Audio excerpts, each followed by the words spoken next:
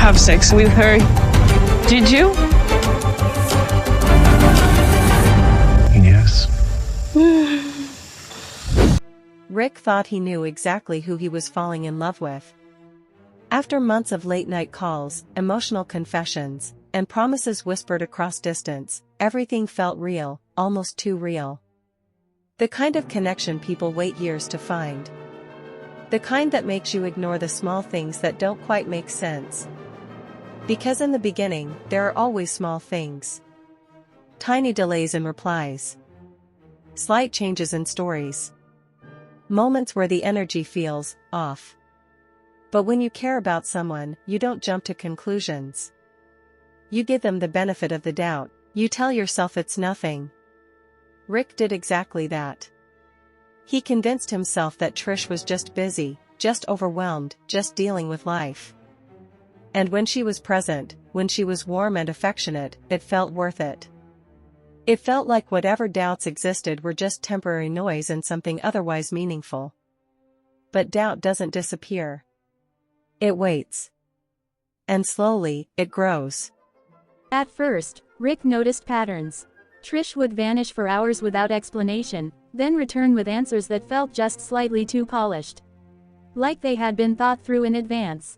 Not spontaneous, not messy, not real, and Rick started to feel something he hadn't felt before in their relationship: uncertainty. Not the kind that comes from insecurity, but the kind that comes from inconsistency. There's a difference. Insecurity makes you question yourself. Inconsistency makes you question the other person. Rick tried to ignore it. He really did, because confronting it meant risking everything they had built. And what they had built felt important. But eventually, the weight of not knowing became heavier than the fear of asking. So he did. The conversation didn't start with anger. It started calmly, carefully. Rick chose his words, trying not to accuse, trying not to escalate. He asked simple questions, direct questions, the kind that give someone the chance to be honest without feeling attacked. But what he got back wasn't clarity. It was hesitation. Trish paused, not for a second or two, but long enough for Rick to notice. Long enough for something inside him to shift. Because hesitation, in moments like that, isn't neutral. It's revealing. It's the space between truth and a decision. And Rick felt it immediately. Still, he gave her the opportunity to explain. He listened. He stayed calm. But the more she talked, the more something felt off. Her answers didn't quite line up. They sounded reasonable on the surface, but when you paid attention, really paid attention, there were gaps. Missing pieces. Details that didn't connect. It wasn't one big lie. It was something subtler. Fragments. And fragments can be more dangerous than full lies, because they leave room for interpretation. They create confusion instead of clarity. Rick started asking more questions. Not aggressively, but persistently. He needed to understand. He needed things to make sense. And that's when the tone shifted. Trish became defensive. Not immediately, but gradually. At first, she tried to explain. Then she started to push back. Then she started questioning Rick. Why didn't he trust her? Why was he overthinking? Why was he making something out of nothing? And just like that, the focus changed. It wasn't about her behavior anymore. It was about his reaction. And for a moment, it worked. Rick hesitated. He second-guessed himself. Maybe he was being too sensitive. Maybe he was letting fear get the best of him. Maybe he was about to ruin something good over nothing. But deep down, that feeling didn't go away. Because intuition doesn't disappear just because someone challenges it. It stays. And it gets louder. The conversation continued, but now it was tense. Every word carried weight. Every pause felt heavy. Rick could feel himself getting closer to something, but he didn't know what exactly. He just knew there was more. Finally, he stopped trying to soften things. He stopped trying to protect the situation. And he said what he had been holding back. He told Trish that he didn't believe everything she was saying. He told her that things didn't add up. And then he said it. He said he felt like he was being lied to. That word changed everything. Because once lied enters the conversation, there's no going back to casual explanations. No way to keep things light. It forces the truth into the spotlight. Trish reacted instantly. She looked hurt, defensive, shocked, but it wasn't a clean reaction. It wasn't simple, it was layered, complicated, like there were multiple emotions colliding at once. And that's when the cracks widened. Trish started explaining again, but this time, something was different. The more she talked, the more inconsistencies surfaced. Small details began to shift. Timelines changed. Statements contradicted earlier ones. Rick didn't interrupt. He didn't need to. Because sometimes, when someone is trying to maintain a version of the truth that isn't fully real, they end up exposing it themselves. And that's exactly what happened. Piece by piece, the story unraveled. Not in a dramatic explosion, but in quiet, uncomfortable revelations. Trish admitted that she hadn't been fully honest. Not about everything, not all at once, but enough. Enough for Rick to realize that this wasn't just a misunderstanding. This wasn't just poor communication. This was a pattern, a series of choices made over time. And somehow, that made it harder to process. Because a single mistake can be explained. A pattern requires intention. Rick sat there, taking it all in. You could see the shift in him. The moment where hope starts to disconnect from reality. Where what you want to believe no longer matches what you're hearing. And the hardest part, he still cared. That's what made everything more complicated. Because if he didn't care, this would be easy. He would walk away, no hesitation. But feelings don't disappear just because the situation changes. Trish noticed it too. She saw the conflict in him. And that's when her tone shifted again.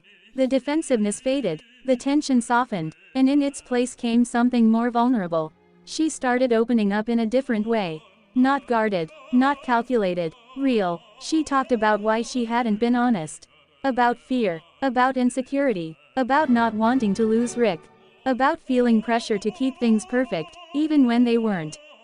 And for a moment, it changed how everything felt. Because now, it wasn't just about deception. It was about the reasons behind it. And those reasons were human. Flawed, but human. But here's the problem. Understanding why someone lied doesn't erase the fact that they did.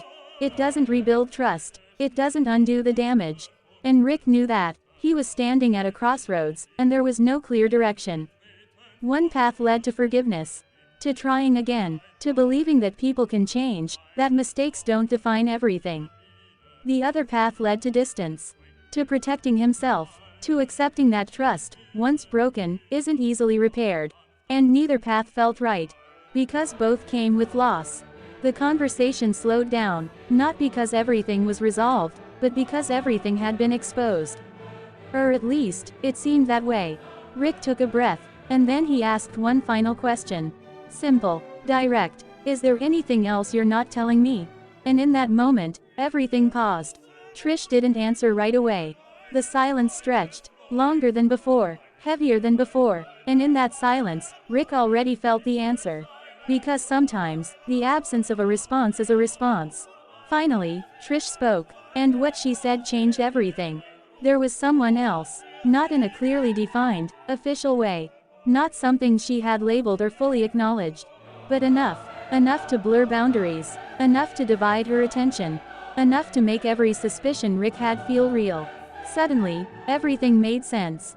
The late replies, the emotional distance, the inconsistencies. It wasn't random, it wasn't accidental, it was divided loyalty. Rick didn't react the way most people would expect. He didn't raise his voice. He didn't explode. He just went quiet. And that silence carried more weight than any argument ever could. Because in that moment, he wasn't just hearing new information. He was reprocessing everything, every memory, every conversation, every moment of trust, now seen through a completely different lens. Trish tried to explain. She tried to minimize it. To frame it in a way that made it seem less damaging. To emphasize what it wasn't, rather than what it was. But the truth doesn't shrink once it's revealed. It expands. It takes up space. It changes everything around it. And Rick knew that. This wasn't just about what happened. It was about what it meant. It meant that the foundation of their relationship wasn't as solid as he believed. It meant that trust had been compromised, not once, but multiple times. And it meant that moving forward wouldn't just require forgiveness. It would require rebuilding something from scratch. And that's not easy. The conversation didn't end with a clear decision. No dramatic goodbye. No final resolution. Just uncertainty. Heavy, uncomfortable, unresolved uncertainty. Because real life doesn't always give you clean endings. Sometimes, it leaves you in the middle. With questions, with doubt, with feelings that don't fit neatly into right or wrong. Rick was left with a choice. Not just about Trish, but about himself. About what he was willing to accept. About what he believed he deserved. About whether love is enough, when trust is broken. And maybe that's the question that lingers long after everything else fades. If someone lies to you because they're afraid of losing you, does that make it easier to forgive? Or does it make it impossible to ever believe them again? What do you think? Comment below. Thanks for watching and I will see you in the next one.